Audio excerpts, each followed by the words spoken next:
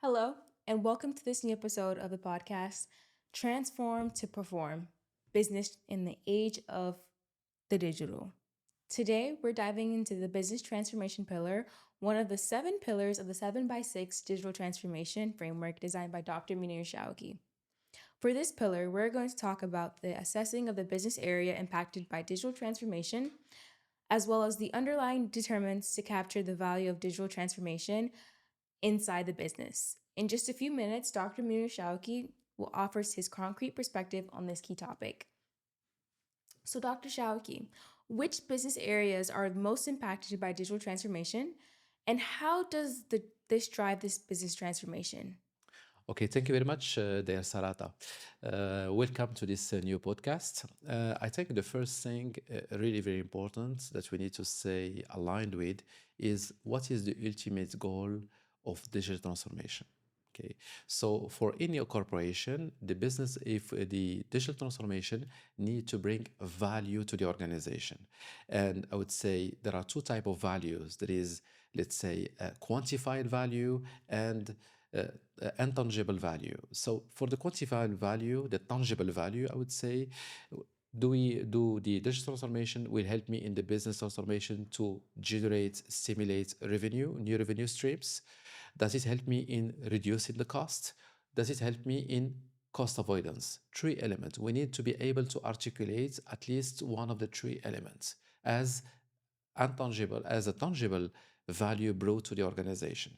In terms of intangible, we can have a lot of effectivement, a lot of let's say areas like in the CSR, corporate social responsibility. Does it help me into increasing my CSR? Does it help me into increasing my reputation, my notoriety in the market? We can have the intangible. Okay, that's very important. So we need to be clear about what value are we expecting from the digital transformation with regard to business transformation. Now, in order to define the scope of impact of digital transformation into the business transformation, we need to identify the cursor of the transformation. I think before getting into the digital transformation, we have three, I would say, observable steps we need to go through it. The first one, all the companies went through it, is the, let's say, the dematerialization, moving from paper, physical, or VHS content into digital content. That's the first level, let's say, of digitalization. Second one, we talk about digitalization. How do we define digitalization? Is in fact, we are working on the process optimization, on making them more efficient by introducing, for example, a customer relationship management tools, by introducing business intelligence tools. Any tools, we are looking to increase the optimize better the existing processes. That's the second level of digital transformation. But not last but not least, talking really about digital transformation, it's a long-term journey. It is strategic shift, which involve generally a cultural transformation of the organization, a cultural shift of the organization, and it is, let's say, a long-term. It doesn't stop. It doesn't stop. So dematerialization, the first level cursor, then digitalization, then digital transformation. McKinsey actually they defined business transformation as the, let's say, the rewiring of an organization with the goal of creating value by continuously deploying technology at scale. That was the definition given by McKinsey. Great. Thank you for explaining. Can you share an example, including the underlying determinants to capture the value of digital transformation? Okay, great. So I wanted to talk about business, the relationship between digital transformation and business transformation, and the area, the scope, the magnitude of change required.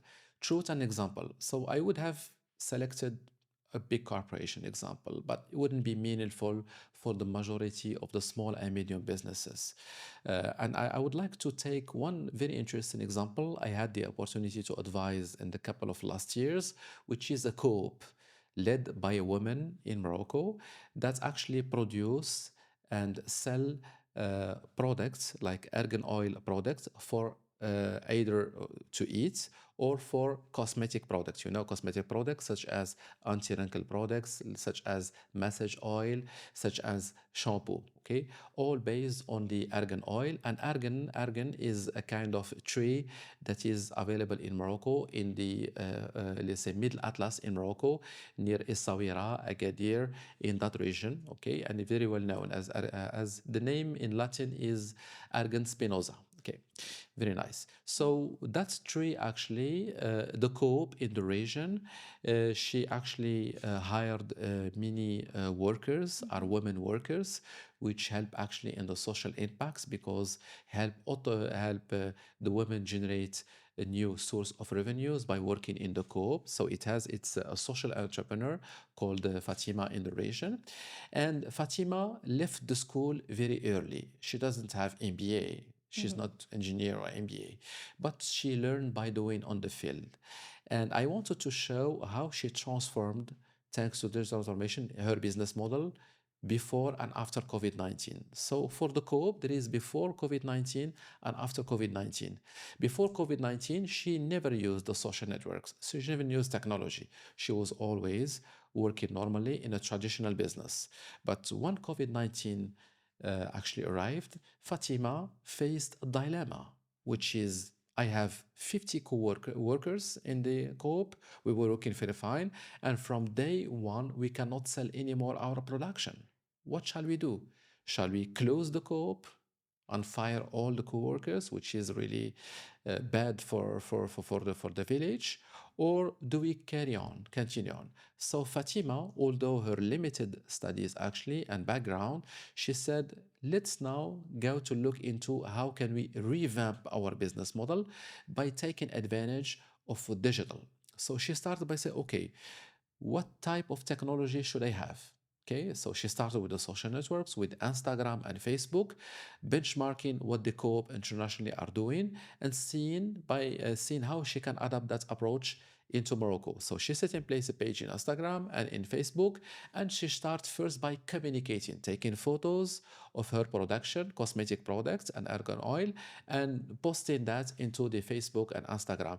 She started to get orders, and she had to fix the issue because in the COVID-19 we couldn't deliver, so she had to source as well for logistics and find actually logistic companies that can actually, when she got an order for through Facebook and Instagram, she can sell it.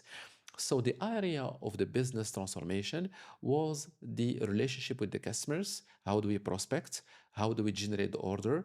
And how do we sell using the digital? That was the area that was leveraged by Fatima as part of her transformation. So I think the majority of the companies as well, likewise for Fatima, like small and medium companies, after the COVID-19, they start to see social networks, websites, and all the digital channels as a way to prospect and to sell to their customers, while before they were not using that as before. So I think that was real transformation, and the area in the business transformation in the business model was on the customer side, on the distribution, and on the relationship from prospecting to selling to the customer. Okay, that was the so in terms of underlying, let's say, capability and determinant to be successful. I think the first one was really learning how to use the social networks. That was the training or using social networks. And the second thing is changing the way we prospect and we sell. We were not doing before by relying more on the digital to help them into prospecting, generating leads, and transforming those leads into the sales. That was, let's say, the two areas that were very important as per this experience, actually. Great. So, what would be your recommendation? I think my recommendation would be really for the business transformation. First, scanning actually their business model. There is actually the business model canvas developed by Osterwalder, what we call the 9 blocks of the business model canvas.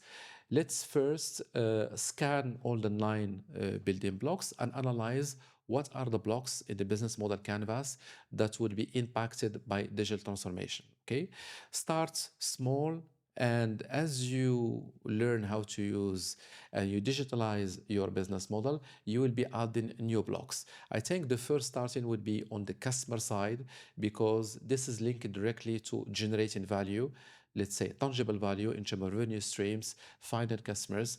This will be, let's say, more tangible to help the organization say, okay, it's working. So let's go and digitalize the internal function within the organization to reduce the cost. So start by generating value using digital, and then looking at the internal value by looking into reducing the costs, automating, digitalizing the rest of the operating model of the organization. Second thing, very important, using digital in sensing and seizing opportunities.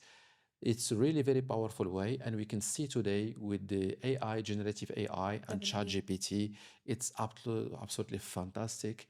The data we can generate by using generative AI tools, and if we learn how to customize generative AI tools, we can even generate a non-tangible value over the long run. The more you use it, the more it can be powerful and more precise to help you sense opportunities, sensing and seizing opportunities to be able to transform your business model and be linked always to the bottom line. I will not use the digital transformation if it doesn't help me into hitting my bottom line, which is, does it help me generate recurrent revenue streams?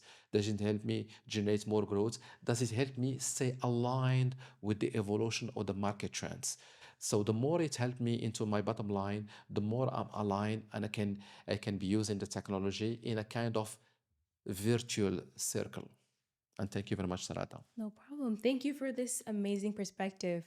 To sum up, like Fatima's company, the organization needs to continuously scan their environment to proactively determine the impact of the digital transformation into their business models. This will help them seize the new opportunity at the right time. And this next episode, we'll talk about another crucial pillar, the organization.